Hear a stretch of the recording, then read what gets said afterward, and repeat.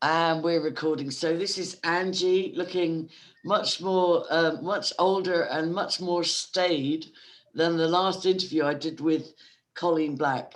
I've got I think I had about 600 subscribers back then, and now it's like 3,600. And that's shadow banned. So to the 3,000 people that may not know my beautiful friend Colleen, the artwork in the background is Colleen's.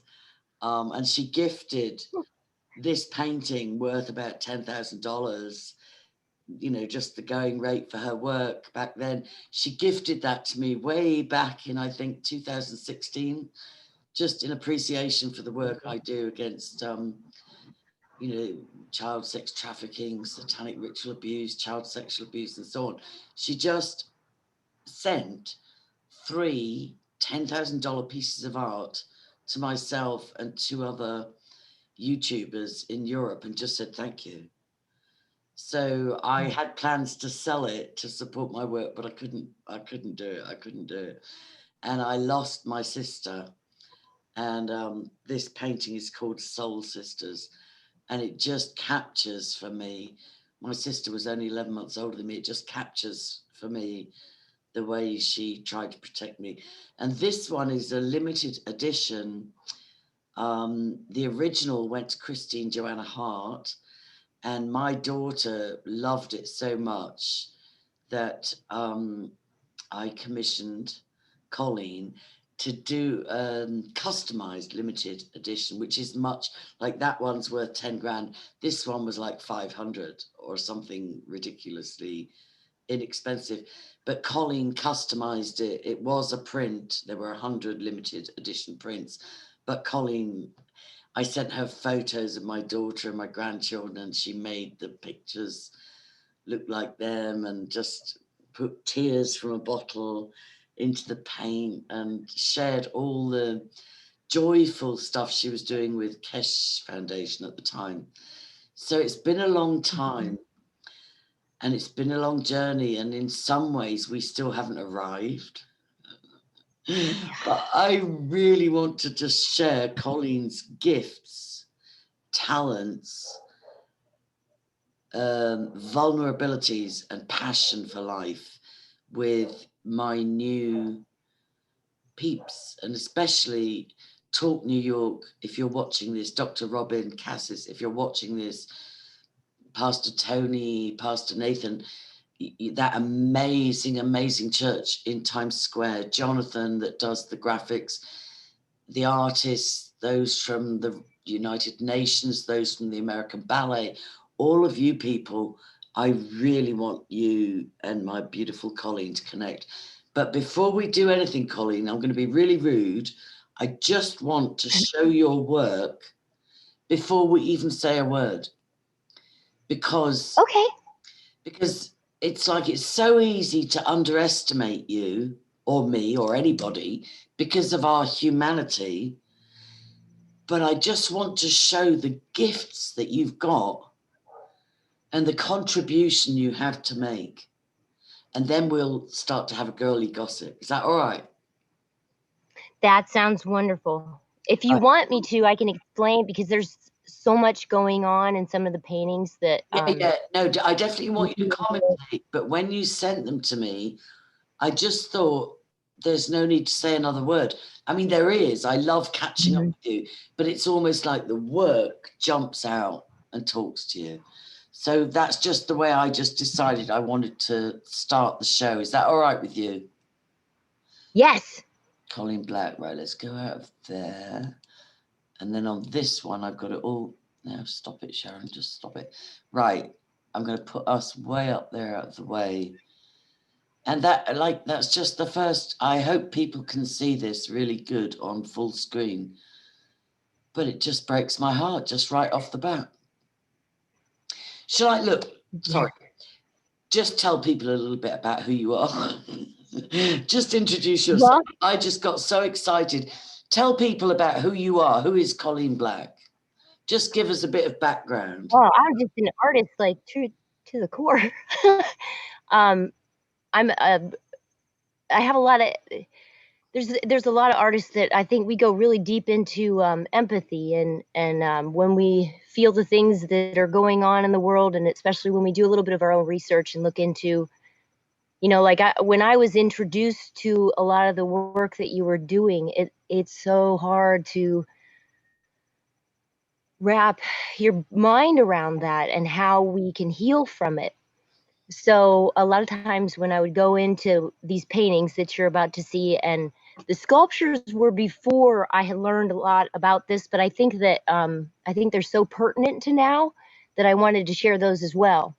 Okay. But like this painting right here was Silence is Golden. And I just thought it was so pertinent now with the masks and everything that we have to put on and all of this this silence that's going on in the world, and how it makes us feel so bottled up inside. Like that's kind of the feeling behind this painting. It just is silence is a beautiful thing if you can go inside and find yourself and find the moments that you mean to express, but when they're covered up and when they're meant to be hidden, by certain entities, it's not a good thing. So yeah. that, and Do you then know what really struck me? I'll just give some feedback, and I'll try not to interrupt too much. But what really struck me is many of us live online now, so we just see head and shoulders, and we just see a Facebook profile or an Instagram or a Twitter or a YouTube or whatever. So if you look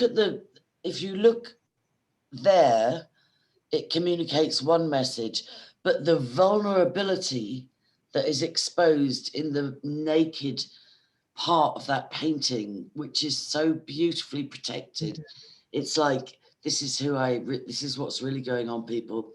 I might look okay from here, but look at what's going on. That's just stunning. Thank you. I kind of wanted to give her almost the impression of wings in the background too, because she's had some like darker experiences. I feel like, like this is one of the ones that brought out a lot of pain in my own life from my own experiences of being silenced, and not allowed to speak when I really thought it was important to do so.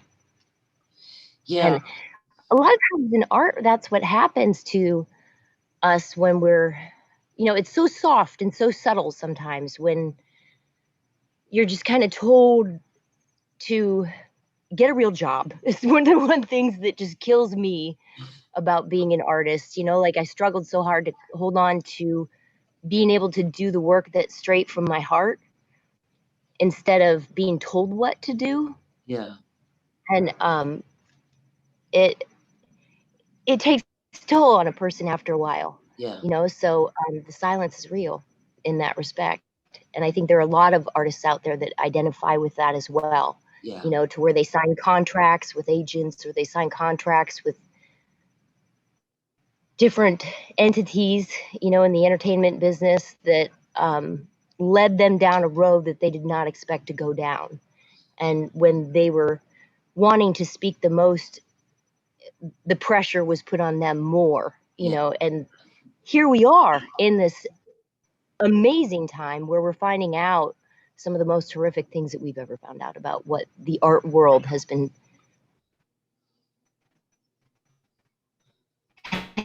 having to push on us. I don't want to say that, like everyone's just business of tricking people, but it really feels to be right now. I think it's like so many fields, like modeling, like acting, like the music business, every creative art. And I think this is because Satan hates creativity, because God made man and woman in his own image as creative beings. So the creativity really grates on Satan. So I think he particularly attacks those fields. And for anybody that followed Pizzagate, and don't go all la on me, but art, sadly, has been used to launder money and to traffic children. How obscene. You've got artists that put their heart on the paper, and then you've got people like Podestas and Alefantes and different collectors all over the world that just grab that and say, oh, we can value a piece of art like Marina Abramovic, sorry to say her name even in the same sentence, but people are saying, oh, this is art, we can call that 32 million and we can launder money and put a few children in the container, you know, and build some tunnels and smuggle a few children. It's just such a bastardization of a creative gift. It really is. It really is. I started learning about all that, and you know, like I've throughout my life, I've always wanted to do some public art. You know, I wanted to do some public sculpture, and I've entered in a lot of the public art arenas, but never really made it in there. You know, and I don't know whether it's just that I'm a little bit more. I don't know what it was. I tried everything. When a gallery would tell me I didn't have enough experience, I would go out there and I joined an ice carving clan. And we ice carved all over the world. And then from that point I did bronze, you know, and then I went back to painting for a while and just gained a world experience through my own accord because they wouldn't let me in, you know, like this is the thing that I was talking to Nathan about last week. It's not about talent. It's about, are you willing to sell your soul? And clearly you weren't. Yeah, unfortunately, so I think you're right. It's so sad to admit this, but it's so true. This thing of go off and get some more experience, go off and get some more talent, go and get some more contacts, get a bigger portfolio, get a few gallery exhibitions. It's all bullshit. If you had put the right signals up, sold for sale, then you would have been in the in club. You would have been in with the in crowd. Now, I don't want you to undervalue yourself because you did reach, you know, I think Colin Powell and a lot of those Iran-Contra guys commissioned work with you, and you were commissioned to do, you know, like you had an NSA boyfriend and you were invited into that world. You got commissioned to do work for Colin Powell. You got commissioned to do, you know, like plaques or sculptures to congratulate people in different things. But you were so innocent, you didn't know the whole Iran culture, the whole child trafficking thing. And I think the innocence is like, it's like, okay, she doesn't even know what we're looking for from her. You know, and I know you said you had an agent. I'm going to post some of the previous interviews below, but I know you said you had an agent that just wanted you to churn out nudes. Just give me nudes, nothing else. Vegas. Vegas. He was great. I don't mean to. He was a fantastic person, but you know, like he had that. There's a deeper side to everything that I do. There's a much deeper side that is you know, that's trying to reach people from a heart standpoint, you know, not just a face value. We have so much face value going on right now. Yeah, so much. The essence of creativity is you express your heart. And if somebody tries to capture that and put it in a bottle, it doesn't work. Am I right? No. Yeah. I mean, it seems like I don't know if you've ever. Well, even with the painting behind you and then the print, I painted on it, so I know it's got a little bit of that. I know. There's like an extra essence to it. I know. When it's got the artist touch on it. It's really weird. You can buy a print and you can hang it on your wall, and then you can buy an original painting and hang it on your wall, and there's just something extra that comes from that personal touch. Yeah. And I believe it's because when an artist paints something, they're usually in a state of like prayer type of thing. Okay. You know, like every time I go in, I get messages and I get an overall feeling for what I'm doing, and the ideas just start pouring in, and then it just starts coming out inside of the artwork, and you know, like it just happens like a beautiful communion, inspiration and downloads and you know, Yeah, Yeah, the yeah, and muse. I know that comes out through anyone who's looking or experiencing an original piece of art. So a lot of, I was just going to say a lot of these, like the Podesta art and the things that I've heard those were victims. Yeah. That, yeah, which makes me extra sad, you know, like that their art is enjoyed by that kind of a. I know. Let's go on to the next piece, because you've sent me quite a few, and I'm not going to rush you. Okay. But wow, that's the same but done differently. Yeah, this one was called White Noise, and what I did was I just took the same pose and I was trying some different things with it. Yeah. And this one was actually called White Noise too. Wow. But in the next slide that you'll see of this, that's her in the dark. So she's got the chain, you know, like the chains around her, and the mask is a little bit more, it glows in the dark to kind of show us that the truth of the matter. Wow. You know, like wow. We're really in chains. The chains are broken, because I do want to give that kind of a hope to people. I really believe that we can get past all this, but it's a matter of each of us taking our own, you know, like own account for everything. Like be accountable and be the best person that you can be the change that you want to see in the world, and make that happen. Yeah, absolutely.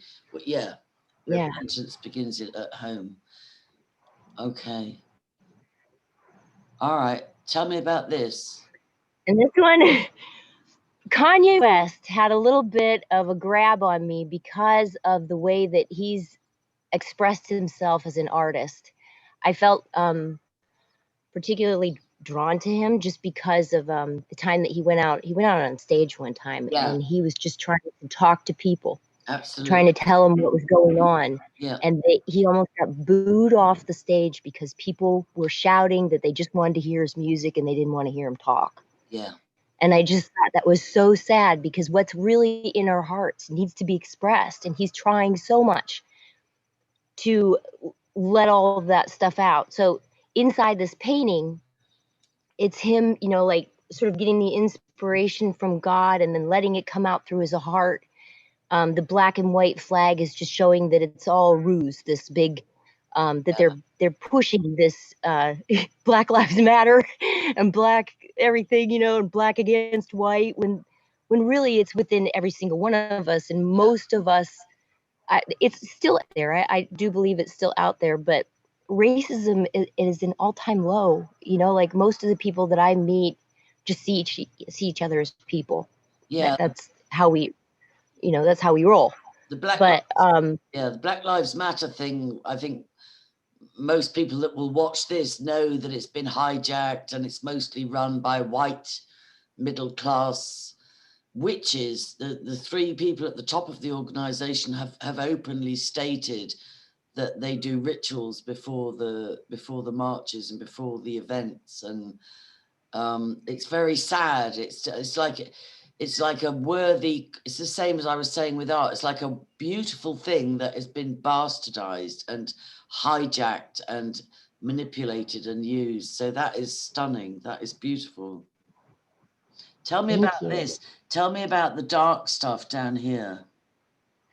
That was the show where he dressed up like a puppet.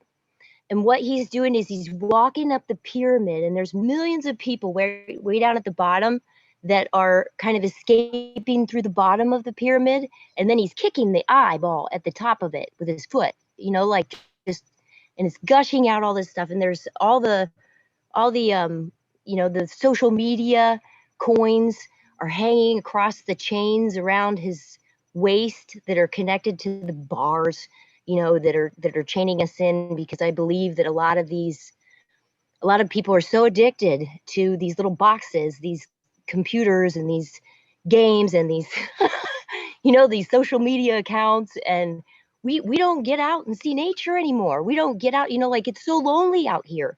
If you're out like experiencing life, you see people inside their phone running around telling everybody how they're doing. I You know. don't see anybody just actually walking up to each other and saying, "How are you doing today?" You know, it's rare. It's so rare right now. So I believe that those chains are what are encasing us inside of this paradigm, not allowing us to be free from within. And it's like lockdown is even exaggerating that. Lockdown is like, okay, now we're going to make this not just your cyber reality, we're going to make this your reality. You know, so like, for instance, you can't go more than 5 kilometers away from home, and you can't, you know, like, I'll be honest with you, and I tried to save this for after the art, but I lost another friend to addiction yesterday, a 46-year-old, beautiful, beautiful human being, full of life and joy, with a 22-year-old son, and she was found dead in her apartment. And it's just like the invisible chains that you can't see, and the chains. Like, I walk the dog, and I even will say I can't do an interview for half an hour. I have to go walk the dog, and I sit by a running stream in a beautiful garden, and it might only be half an hour, but the thing that jumps out at me as well is all these coins. I don't know why my friend came up into that. I can't remember my chain of thought, but all these coins, it's like wealth evades us sometimes when we're too innocent. Because I can remember back in about 2011, somebody said to me, buy Bitcoin, and it was $53. And I was like, oh yeah, whatever. And I just didn't listen. And then somebody said to me again, buy Bitcoin, and it was $2,500. Well, now it's back up to $15,000. And I know people that have made millions that way, but I just could never ground myself enough. I don't know whether it's a good thing or a bad thing, but I could never chase the wealth for the wealth's sake. I am so with you on that one. Yeah, it's just been one of those things where there's something more important to me in life than, you know, like sharing this work and sharing this with people, and feeling the heart response from them, and knowing that I'm helping to wake them up, you know, like knowing that that's what my work is for, is so much more important to me than any dollar amount that anybody could shove in my face. And I guess it kind of hits me the way too, to where I went through the same thing where people were telling me, you should invest in this, you should invest in that. And I thought, I'm investing in my art right now. I'm painting. I don't want to mess around with this Bitcoin stuff. I've got to buy art supplies. I know. And I do, because I know it's not God's will for us to be absolutely stony broken, hardly able to keep going. And I do wonder if it's the impact on the family, where for the last 80 years, the ideal for the globalist eugenicists is to have single parents, broken relationships, broken marriages, divorces, people all isolated. And if we had, in an ideal world, if we had a husband, a good husband, then he'd be the one saying, okay, sweetie, you keep painting. I'm just going to invest in blah, blah, and everything will be okay. And all the bills are paid. Do you know what I mean? But it's this separation where the women are left alone, raising the children and trying to creativity. And there's no covering. There's nobody saying, sweetheart, I'm providing. You're okay. Everything's okay. Do you know what I'm saying? Oh, absolutely. I'm actually staying with my daughter's father's soon to be ex-wife, and she is a sweet, both of them are sweethearts. I'm kind of in between the relationship. They went through this COVID thing, and they went, you know, they just went nuts, you know, like, and I know a lot of people are going through that right now. And so I moved out here to Maryland to sort of to start a new life, you know, and to get my artwork going again, and to try to lift myself up. But at the same time, I knew I could be there for my daughter, my oldest daughter, because she's starting college. And then I've been, you know, trying to do the best that I can with with them because they're my friends, you know, like she helped raise my daughter. She's amazing. Yeah. He's an amazing dad, but they're really going through a lot. So, you know, like, I don't know if anybody can identify with that as just Blended, kind of go above and beyond. blended families are much more integrated in America than, say, for instance, in Ireland. So it's not a thing yet here. And it is something It's hard. beautiful when you can blend and you can cooperate and put the children first and so on. But I still think the family got attacked.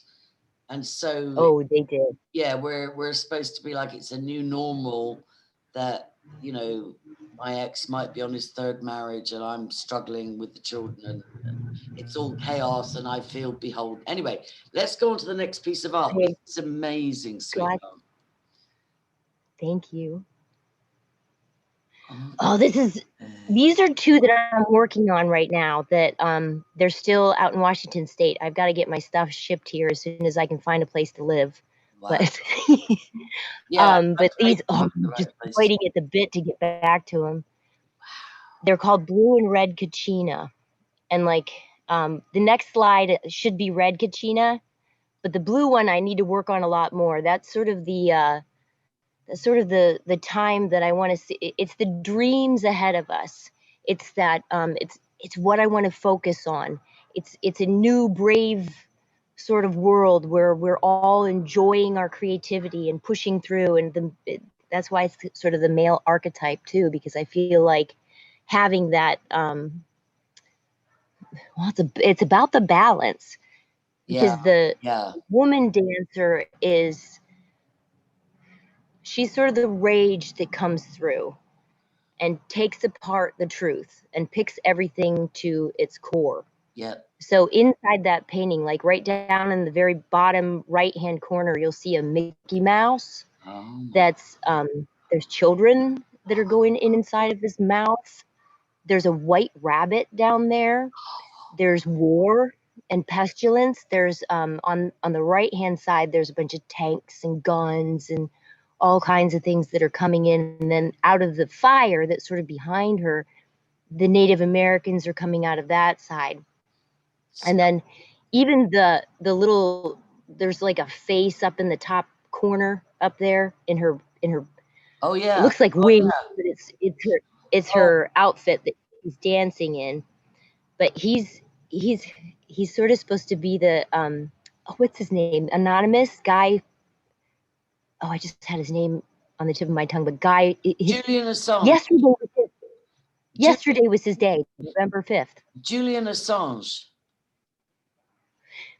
It's kind of modeled after what's his name? The guy that started Anonymous, Guy something. Oh, Guy Fawkes. Yeah, I think that's it. Guy Fawkes. But yeah, remember the 5th of November, right? For some reason, I'm getting a 10-minute warning on my time, so we might have to do a part 1 and part 2. That's okay. We can start a part 2 shortly, but I'm just, I don't want to run out of time on this, and I pay for Zoom Professional, but they've got it attached to another account. I need to sort that out. But look, so it's not Julian Assange. Are you thinking of Guy Fawkes? I think it's Guy Fawkes. I modeled the face after that, you know, that famous mask that they used for Anonymous, but around him is a Q. Wow. It's kind of a hidden Q. And then around on the top of, in fact, if you go to the next slide, people might be able to see it better. Because I think, yeah, there we go. Around on the top, you can see that there's horses from the apocalypse. There's also like a Kokopelli there, and there's children that are following Kokopelli out of the fire because he was the slayer. Wow. You know, so there's that connection. I had so many downloads, I guess you'd say. Just I cried through this whole painting. Just absolutely, you know, stunning. just praying for the rescue of so many people. Let's end this one here and start another half hour Like, we'll just upload these in half hours till we get through them, because at the moment Okay. I'm on the wrong Zoom account and it's limiting me to 40 minutes and I don't want to lose anything. So I'll end this one and I'll immediately send you a new link. Is that okay? Yep, that's great. All right, sweetheart. This is Colleen Black. Tell people what your connection, how can they get hold of you, or do you still have a website? Tell people how to contact you. I do. It's www.cblackdesign.com. Okay. All one word. Okay, cool. But you can email me right through the website. It goes directly to me. cblackdesign.com. This is Colleen Black, my beautiful artist friend. Right, we'll go straight into part 2, people. I'll just end this here. Angela'sCashes.org, Angela Para Disney.